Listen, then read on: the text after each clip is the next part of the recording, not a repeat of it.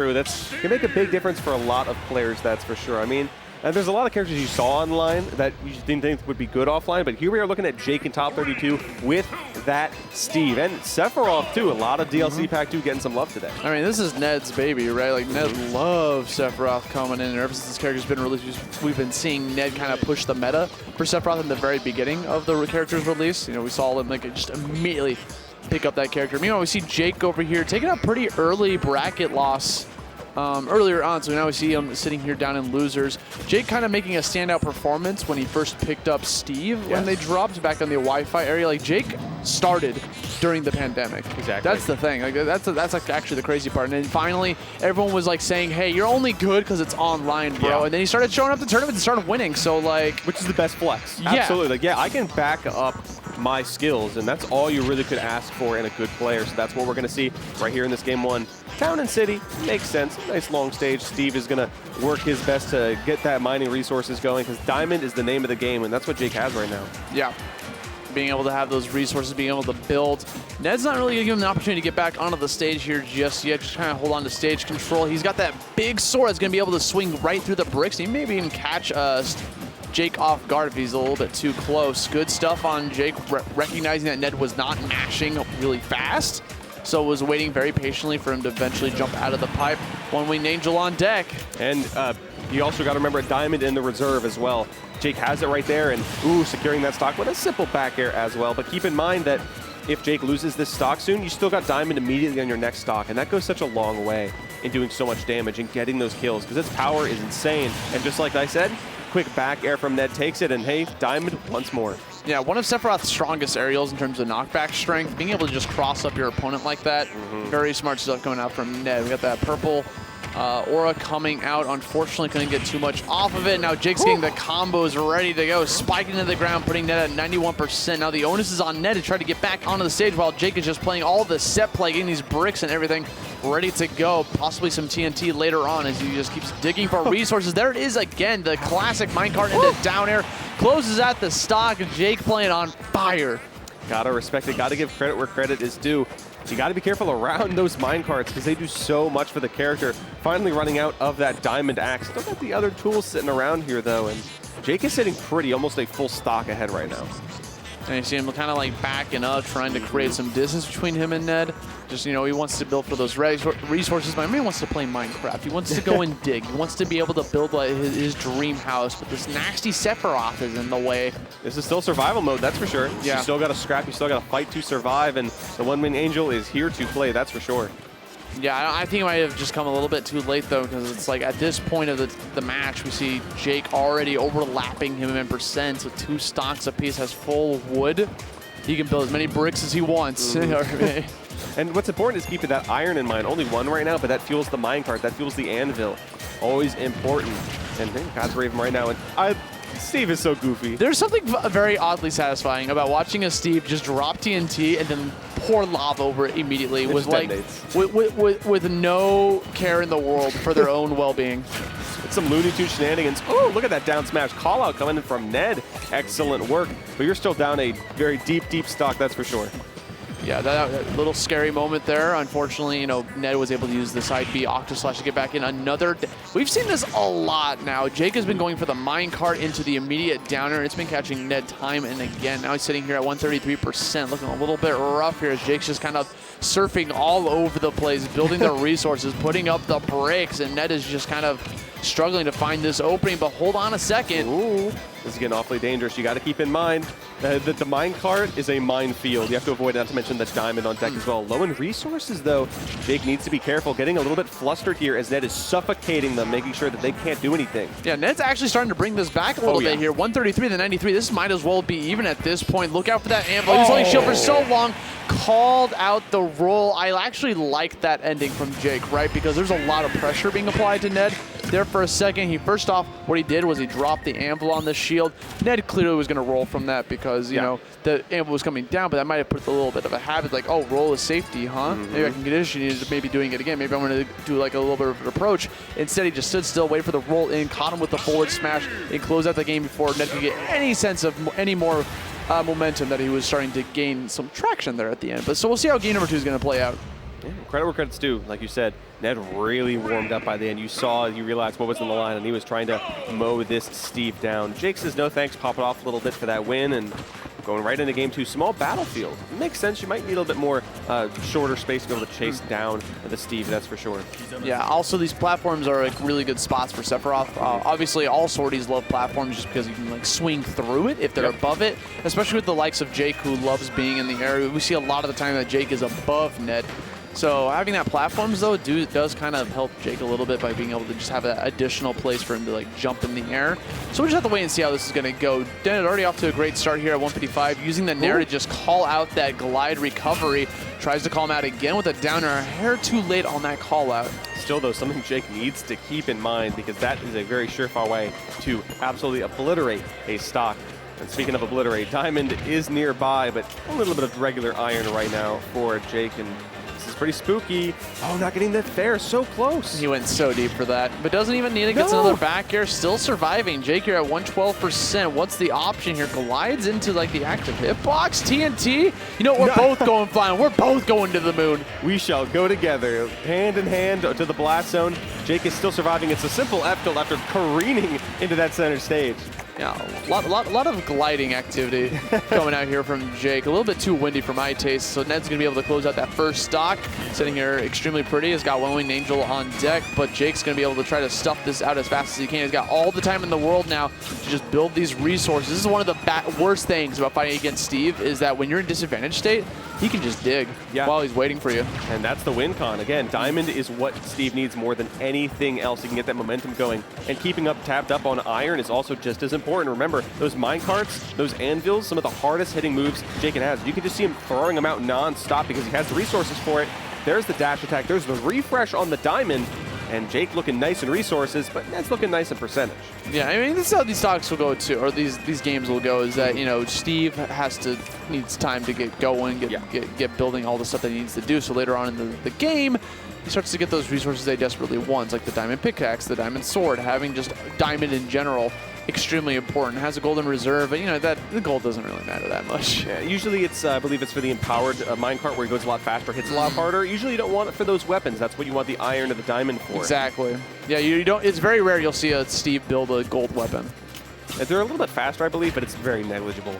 And you got to keep in mind, again, diamond is a player's best friend. Yes, that's for sure. Okay, run up dash attack, push him on the platform, does it a second time, keeps him off stage, but you know, Ned just kind of gets back center stage. We're seeing a little bit of a slower match here as Ned's just trying to like keep Jake at a distance. I actually like the spacing that he's been doing this whole time, right? So if you look closely, like Sephiroth's actually just like keeping the sword's length away from Steve. A lot of the time, you just kind of force him into this wall, this bubble that Sephiroth has put around himself to just force Ned to be able, or force Jake to try to get in there and approach. That's kind of the ideal for Sephiroth. That's what you really want to do. Not quite finding that up air. Oh, Jake's Jake's too aggressive. He's tunnel visioning too hard, and he's just running into obvious baits. I mean, that thing was already clearly out, and he fell for it. I mean, that guy, I was kind of shocked that counter was active for that long. Satilla's strong. Yeah, that's for sure. Got to get it running, you know what I'm saying? Absolutely. He had that move in Dissidia too. I know that move. It hurts. It can work out. Sephiroth as a character definitely hurts. Okay, Octaslash doesn't commit to the full swing of it, and Jake not going for the correct punish on that, by the way. Thought down smash was going to come out fast enough, but didn't have as much time as he wanted. Was expecting a roll twice in a row, mind you. You know, Ned was just sitting there holding shield, not giving up any sort of like rolling patterns, especially from that first game. This is a different Ned, absolutely, from game one. You need to keep that in mind. I mean, I hope he learned, you know, from the ending of game one. Oh no, that's unfortunate. I think he thought he had another jump or something and just let himself SC. That's kind of a dangerous game here. Steve can absolutely blow up a stock, but Ned's still keeping it cool. See him just kind of spacing a little bit away, getting away from the bricked wall. We just see him swinging upwards. I want to see that first-person view real quick of Jake, of like what he's like looking at up there in the sky, trying to build right above him. Oh no, it's starting to happen. Ned gets back on stage. Keeping it cool though, 112%. It's not, I think, quite enough to kill from most spots, but back air is something you do got to keep in mind. Over eager is Jake right now, my goodness. Yeah, just get that up throw, send him skyward, get him out of here. Oh no, the conversions, you saw Jake move ever so slightly to the right, waiting for Ned to just kind of fall back into his clutches. Gets a forward smash, he's at 82%. Things are just quickly falling out of Ned's grasp here as Jake is starting to steal all sorts of momentum as he's going to continue to put up all these bricks. Finally catches the minecart and takes the ride home with him into game number 3. You saw him chilling there. Woo! Yeah. Away we go. Sephiroth want to play a little bit of DKC before the next game, you know? Minecart Madness coming in clutch there. And you could, again, Ned made the adjustments and made it work. It was a little bit close towards the end there, but you could see how much more patient he was, what he was avoiding a lot more, of dropping those habits of rolling.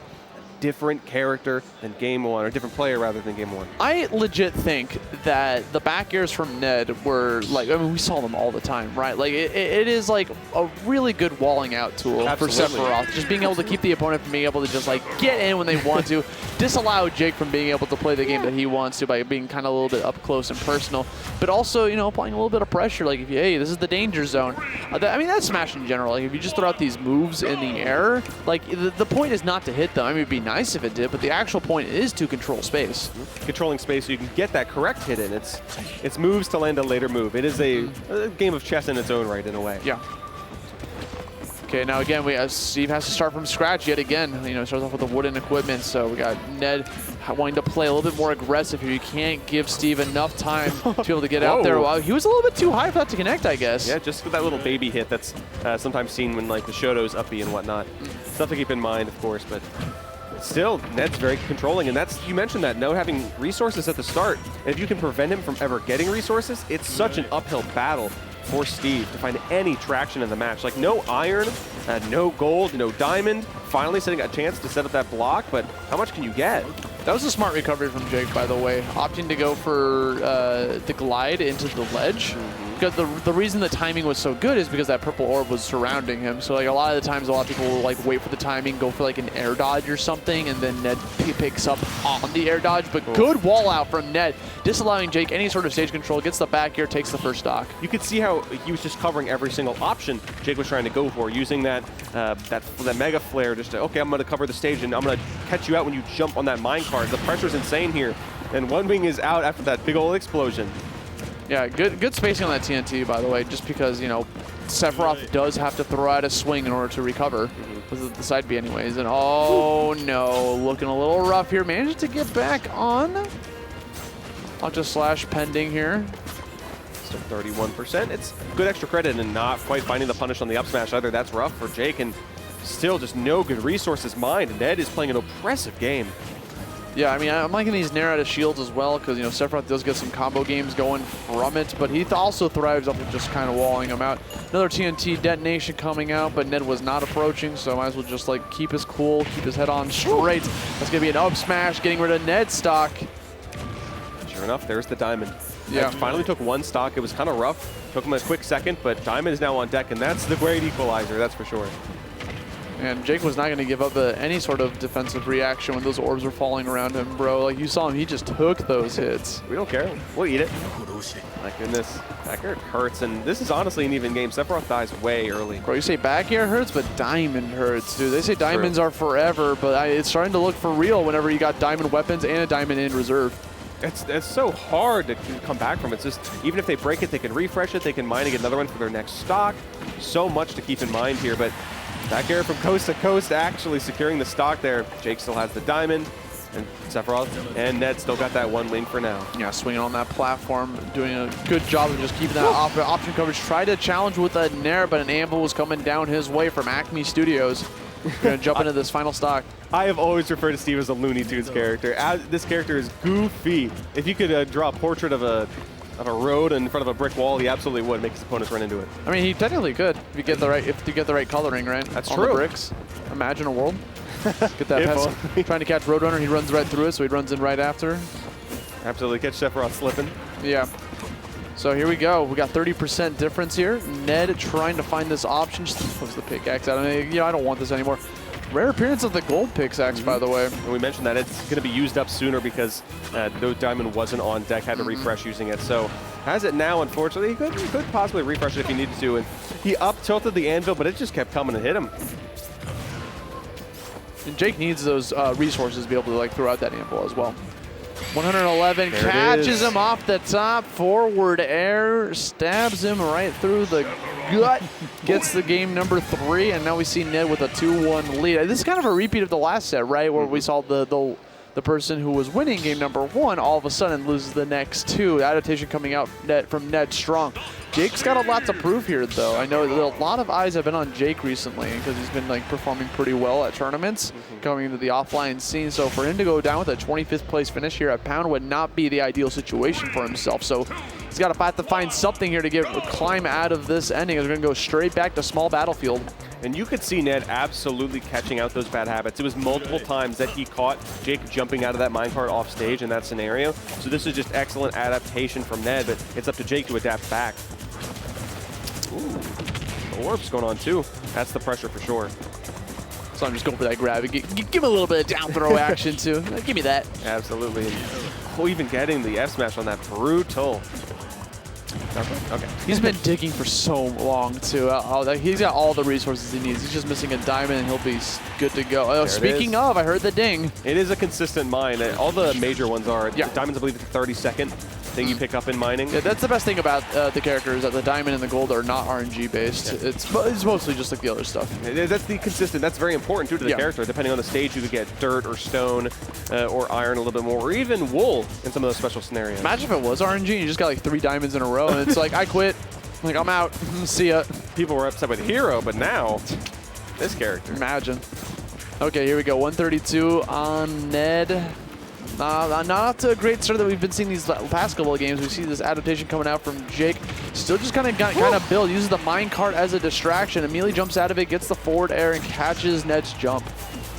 And this is great return from Jake. And it's kind of on the back foot for a lot of these past 2 games, but now kind of a secure lead right now, especially because there's no one wing. A lot of the killing power from Sephiroth isn't here. Back in the corner right now. Look at that. Boom, he's out. Bro, there's a reason we ban walls in stages, right? Like, you can get ridiculous combos, and Steve's no exception. He can actually make those walls. Like, yo, you want this ban stage? Here it is, bro. Absolutely. I love that down smash, by the way. He knew that Jake was cornered because of his own block, so we only really had one way to go in. Down smash, go through it, knock him up. Not enough to kill, though, but still a lot of pressure right now on Jake. Man, if Sephiroth's up smash was just a slightly different animation instead of like that stab upwards and was like other sorties like up smash, definitely would have caught him. But good stuff from Ned being able to shut that down. Snaps for victory as we're going to jump into this next stock. I'd get a little bit of Shadow Flare love. Always a fun move, that's for sure. Get those orbs on you and cause some trouble 5 seconds from them. Ooh, calls out. I like that Nair, center stage. Ned opting to try to scope out those. We're going to see the minecart again jumping out. Ned not in the proper place to punish it, though. Got to keep that in mind. And that was a call out and a half. That spooked Jake. That spooked me. Yeah, right. Oh! The footstool into Anvil. Absolutely. That's a patented technique from Steve. It's a great way to secure stocks due to the power that Anvil has. Got to keep that in mind for sure. Oh, no. Luckily, Sephiroth has the recovery capacity to make it back, no issue. I also like the delay from Ned. You saw him, like, he knew that the anvil could potentially come, so he fades away to get away from it. We're going for that up B right back on there. A simple F-tilt punish instead of something to reposition. There's another F-tilt, not enough to kill, though. But Sephiroth still awfully strong, not quite finding that fair off stage either. Tried to get the scintilla, but it didn't come out in time barely, but Ned's still living. Even heard the sound effects. Tried to go for a second time. Didn't work the first time. Maybe it'll work again. Jake just keeping his patience, waits for it.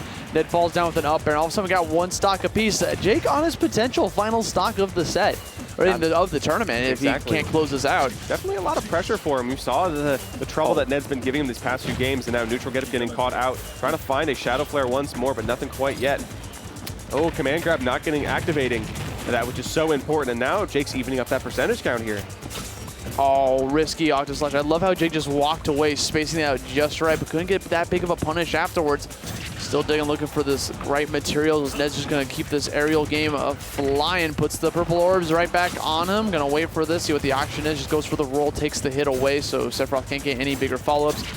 You cannot hold shield against it. That's one thing you could absolutely cannot, because that's a free down smash for Sephiroth if you do so, and that's a shield break. Speaking of. Absolutely, and Ned, this could be his game loss right here. Needs to be careful, needs to avoid all those heavy tricks that Jake can throw out here. And with One Wing and Diamond, it truly is anyone's game, that's for sure. Look at this, barely, absolutely neck and neck here, Austin. Yeah, he puts him off stage again. He's pretty deep there. Ned trying to, that could have been a potential back air, but I think Ned was expecting Jake to actually go into the middle of the stage. And now all of a sudden we see 1 stocks apiece here, high percentages on the board. Ned in a disadvantage, but manages to find his opening, gets up there, connects the back air, ends Jake's streak at a 25th place finish, and Ned's going to keep going through the bracket as he's going to climb into a potential top 16 spot. Let's see, he only has one more set.